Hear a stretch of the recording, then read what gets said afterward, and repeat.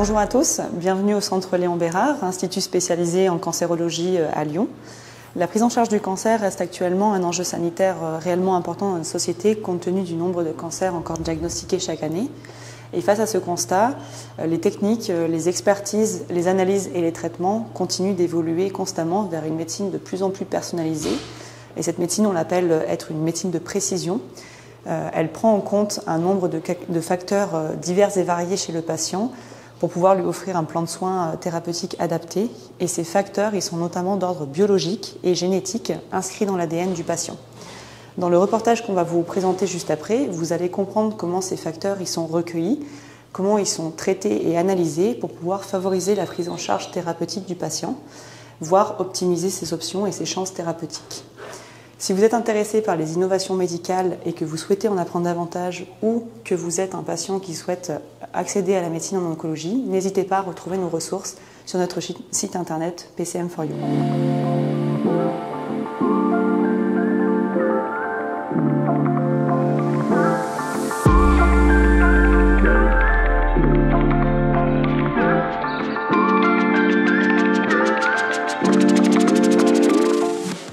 Bonjour, je suis le Dr Verling, médecin au Centre Léon Bérard, dans les cadres des essais cliniques de phase précoce avec les nouveaux médicaments et également dans la RCP moléculaire. La RCP moléculaire, c'est la réunion de concertation pluridisciplinaire qui est dédiée à analyser et à interpréter ces analyses moléculaires et vous allez avoir de plus en plus d'explications dans ce documentaire. La RCP moléculaire a pour objectif, à partir des analyses génétiques du cancer, de proposer des orientations thérapeutiques, des nouveaux médicaments ciblés sur les anomalies génétiques. L'étude Profiler est donc proposée aux patients avec un cancer métastatique, quel que soit le type et l'origine du cancer, mais pour lesquels il y a suffisamment de temps pour pouvoir permettre d'orienter sur un traitement ultérieur, sachant que les analyses prennent environ 6 semaines pour donner un résultat.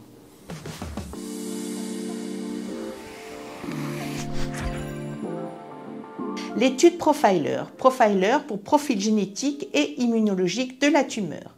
Lorsque l'on a diagnostiqué un cancer, une biopsie ou une chirurgie a été réalisée pour étudier cette tumeur au microscope et établir ainsi un diagnostic précis sur le type de cancer et ses caractéristiques avec des analyses complémentaires. On propose alors aux patients un traitement en lien avec ce cancer, comme une chimiothérapie par exemple, mais en cas de progression de la maladie, l'oncologue peut alors proposer de faire une recherche plus poussée, une analyse de biologie moléculaire à la recherche d'anomalies sur les gènes des cellules tumorales, car le développement de certains cancers est lié à ces anomalies. L'objectif étant de proposer un traitement spécifique, dit ciblé, en fonction du profil génétique de la tumeur, mais également de l'identification d'anomalies éventuelles du système immunitaire de défense contre la tumeur, qui sera donc le profil immunologique. Dans le cadre de Profiler, nous allons récupérer un échantillon de cette tumeur maligne avec l'accord du patient qui va signer un consentement pour faire ces analyses. Nous allons ensuite demander au laboratoire un échantillon de la tumeur qui se présente sous la forme d'un bloc, comme ceci, dont la représentation se trouve sur une lame. Donc nous avons le bloc et la lame qui le représentent. Mais nous allons voir maintenant comment se fabrique un bloc au laboratoire lui-même. Alors ici, nous sommes à J0, nous recevons les pièces opératoires provenant du bloc du CLB. Donc les pièces opératoires arrivent ici dans des contenants scellés. Ensuite, on va procéder à l'enregistrement de la pièce opératoire et à sa description.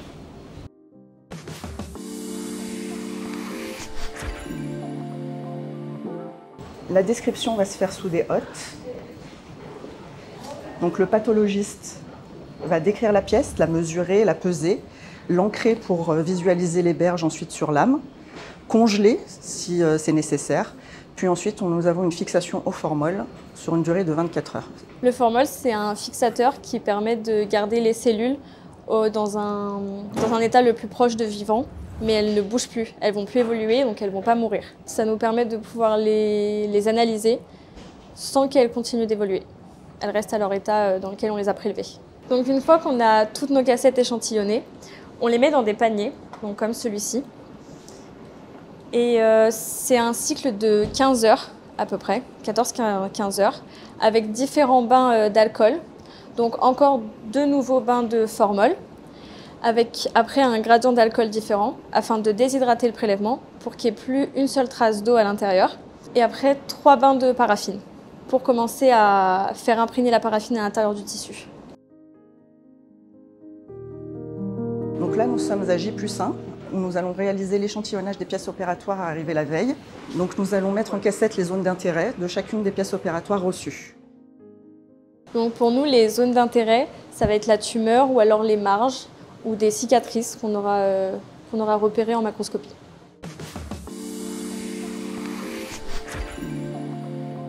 Donc le lendemain, on récupère tous les prélèvements qui ont été fixés et on les échantillonne. Donc ça veut dire qu'on récupère toutes les zones d'intérêt qu'on aura justement décrit la veille en macroscopie.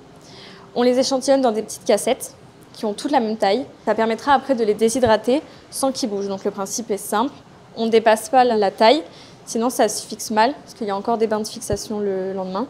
Et donc on ferme et après à l'intérieur on a notre prélèvement. Donc les prélèvements déjà enrobés de paraffine, on vient les placer dans un moule chaud sur lequel on fait déjà couler un peu de paraffine. On déplace le prélèvement. On vient bien l'appuyer pour pouvoir avoir dès les premières coupes le plan. On pose par-dessus sa cassette numérotée et on fait couler de la paraffine chaude. Et ensuite on dépose pour que les blocs refroidissent sur une plaque de froid.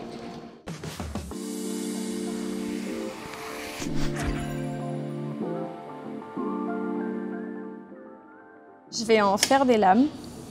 Donc après l'avoir mis à niveau une première fois, je le rapproche très près de notre lame pour en couper à 4 microns.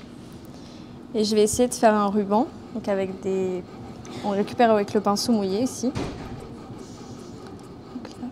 J'enlève la première couche de paraffine. Donc là, voilà. Ma lame, elle est un peu abîmée vu que j'ai mis à niveau. Donc je décale pour avoir des plus jolies lames. Le bloc est toujours au froid, sinon il se coupe mal. Là, je le remets à niveau. Il est au froid du coup pour que la paraffine soit parfaite au niveau de sa teneur. Là, j'ai récupéré un premier ruban.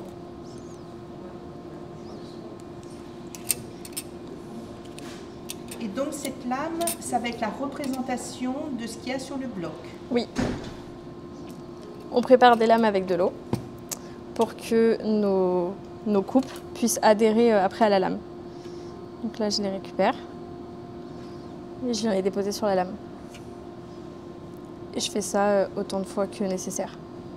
Pour mieux étaler le prélèvement, on met les lames au chaud et comme ça, la paraffine, elle s'étale et l'image, elle est plus représentative que ce qu'on avait par rapport au bloc.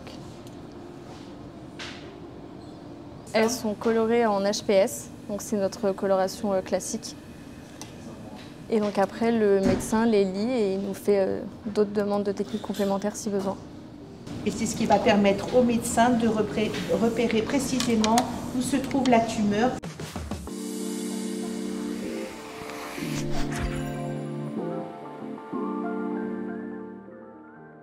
Les lames contenant l'échantillon de la tumeur sont ensuite placées dans différents bains de coloration d'une durée variable. Une fois la coloration effectuée, elles seront analysées sous microscope et interprétées par les pathologistes qui pourront au besoin demander des analyses et des colorations complémentaires.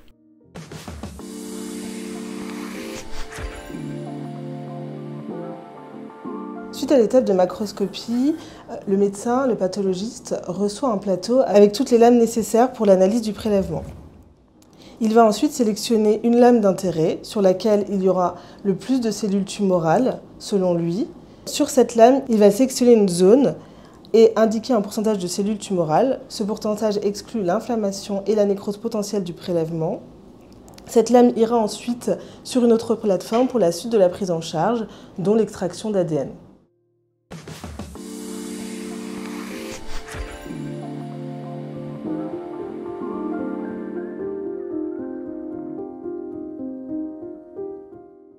Donc, une fois la sélection réalisée par le médecin anatomopathologiste, on va récupérer le bloc et commencer le grattage. On vient gratter le bloc et la zone d'intérêt avec un scalpel.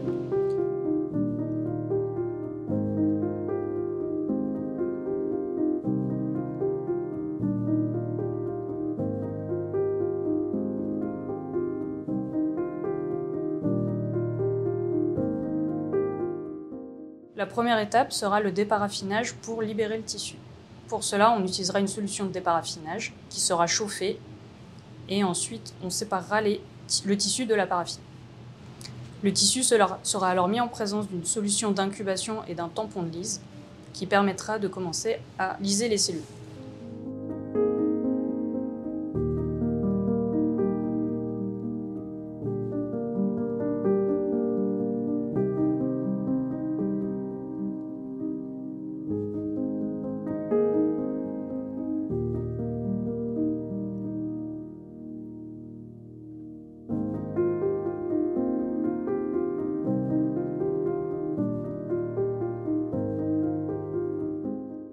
On aura également une étape avec de l'aérénase qui permettra de digérer les ARN qui pourraient éventuellement contaminer l'échantillon.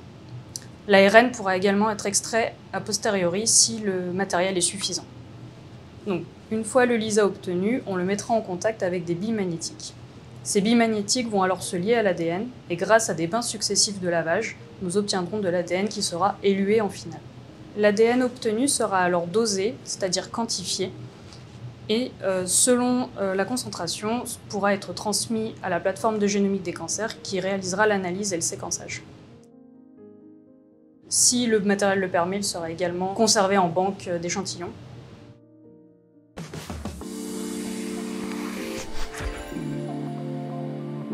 Donc, au niveau de la plateforme de génomique des cancers, nous allons donc recevoir les échantillons de chaque patient, donc les ADN qui ont été extraits par la PGEB, la plateforme de gestion des échantillons biologiques. Nous allons donc recevoir les ADN donc, de chaque patient. Donc, la première étape est l'étape de purification pour amplifier l'ADN, amplifier le signal afin de déterminer toutes les altérations moléculaires des patients. Donc en fait, ça va être la première étape de la préparation de ce qu'on appelle la librairie, qui va nous permettre de créer la banque de données pour préparer les patients, les échantillons au séquençage.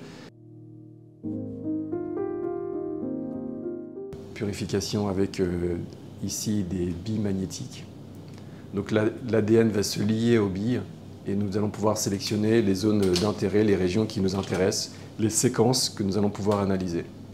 Donc ici, les billes magnétiques vont se lier à l'ADN et ensuite aller se coller contre la paroi du tube qui est juste à côté de l'aimant, qui va donc nous permettre de faire cette étape de purification et de sélection. L'étape suivante est donc d'enlever tous les débris ou les restes qui ne nous intéressent pas pour garder justement spécifiquement cet ADN. Nous allons donc faire ici la dénaturation. Alors, comme vous le savez probablement, l'ADN est constitué en double hélice. Chaque hélice est constituée de deux brins qui s'enroulent. Et au niveau du séquençage, pour faciliter la lecture, ici nous allons donc dénaturer, c'est-à-dire aller contre la nature de l'ADN et casser cette double hélice pour la rendre en simple brin, ce qui va nous permettre, pour la métaphore, de l'aplatir et de la lire et la aligner et la séquencer, on va dire, beaucoup plus facilement. Donc on va la séquencer brin par brin, séquence par séquence, afin de pouvoir justement déterminer les altérations moléculaires et surtout créer la carte d'identité moléculaire thérapeutique dans le cadre de Profiler des patients et des échantillons.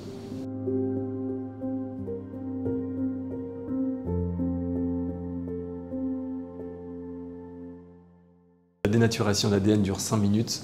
Donc après ces 5 minutes d'incubation dans de la soude, qui permet justement de casser cette double hélice, ces doubles brins d'ADN, nous allons pouvoir mettre notre échantillon, donc notre patient, dans un tube spécifique qui va être séquencé par le séquenceur NovaSeq.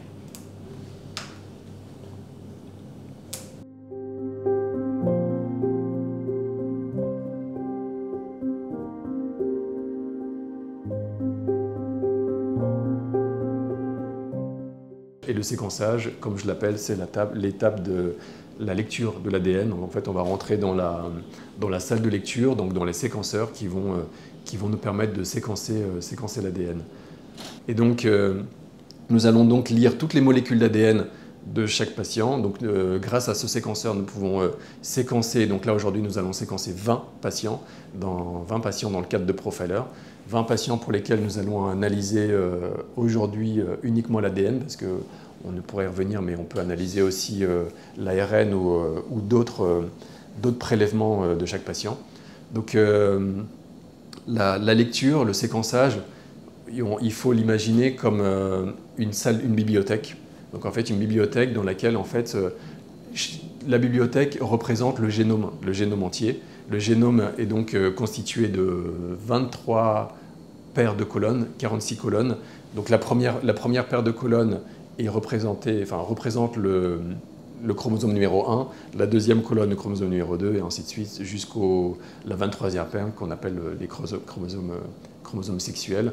Donc au niveau de cette bibliothèque, au niveau de ces colonnes, il y a des livres, et les livres en fait ce sont les gènes. Et donc dans le cadre de Profiler, nous avons 239 gènes, 239 livres que nous allons lire dans leur totalité.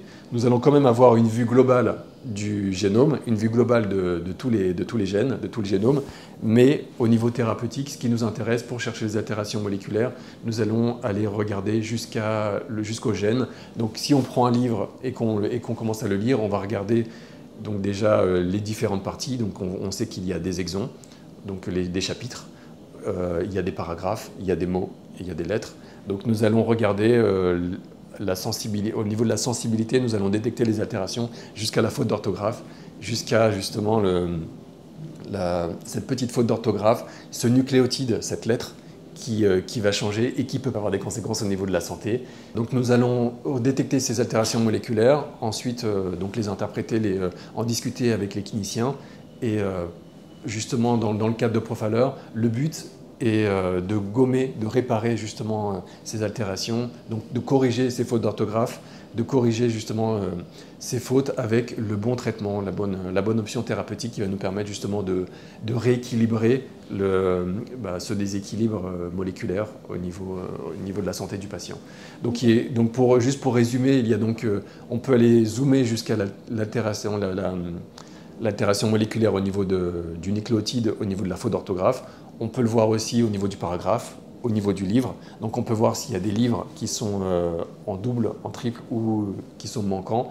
On peut voir aussi au niveau de la colonne, voir s'il y a des chromosomes justement qui sont en surnombre ou justement qui disparaissent. Donc dans le cadre de la trisomie 21, vous savez que si jamais vous allez regarder la colonne 21, il y a trois colonnes au lieu de 2, et on en connaît les conséquences. Et c'est pareil pour le cancer, où il peut y avoir des altérations au niveau, ce sont des altérations qui sont considérées comme des altérations génétiques. Par exemple, si nous recevons un échantillon, on va dire le lundi, nous allons le séquencer le jeudi, par exemple, le jeudi ou le vendredi.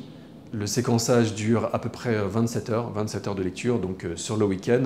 Le lundi suivant, donc, toutes ces informations vont être transférées au niveau des serveurs, au niveau des serveurs informatiques. Ils vont être traités pendant 24 à 48 heures, en fonction du nombre d'échantillons. Ils vont donc être traités pendant 24-48 heures, donc on en est déjà à une semaine après réception d'échantillons. Et ensuite, il va falloir les interpréter. Donc on a, par exemple, dans le cadre aujourd'hui, une vingtaine de patients, donc une vingtaine d'échantillons qu'on va analyser, et on va les analyser simultanément. Donc en fait, le temps de faire de l'analyse, on va donc faire l'interprétation et le compte-rendu le vendredi. Donc nous en sommes à 2 semaines, 10 jours ouvrés, on va dire. 10 jours ouvrés. Et la semaine encore suivante, le mercredi, il y a ce qu'on appelle la RCP moléculaire. Donc la RCP moléculaire où je vais présenter les résultats de chaque patient, où on va discuter avec les cliniciens des options thérapeutiques disponibles. Donc ça nous fait 2 semaines et demie entre la réception et le rendu des résultats directement aux cliniciens.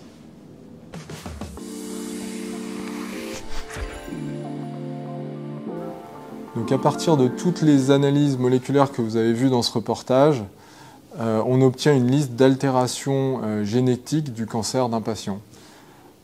Cette liste d'altérations est revue dans une RCP, une réunion de concertation pluridisciplinaire, dont l'objectif est de trouver des médicaments ciblés sur certaines de ces altérations génétiques. Ces médicaments peuvent être soit des médicaments accessibles en routine ou à l'hôpital, soit des médicaments dans le cadre d'essais cliniques avec des traitements ciblés sur ces anomalies génétiques.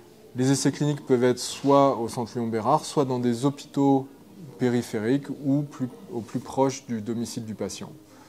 On sait qu'avec ces analyses, on augmente et on permet à environ 20% des patients d'accéder à un traitement auquel ils n'auraient pas eu accès dans le cadre des traitements recommandés pour sa maladie. Donc ce rapport de la RCP moléculaire est envoyé au médecin prescripteur, celui qui a proposé l'analyse au patient, et c'est à lui d'expliquer au patient les comptes rendus et les essais thérapeutiques ou les traitements qui pourraient lui être proposés en plus de sa prise en charge conventionnelle jusque-là.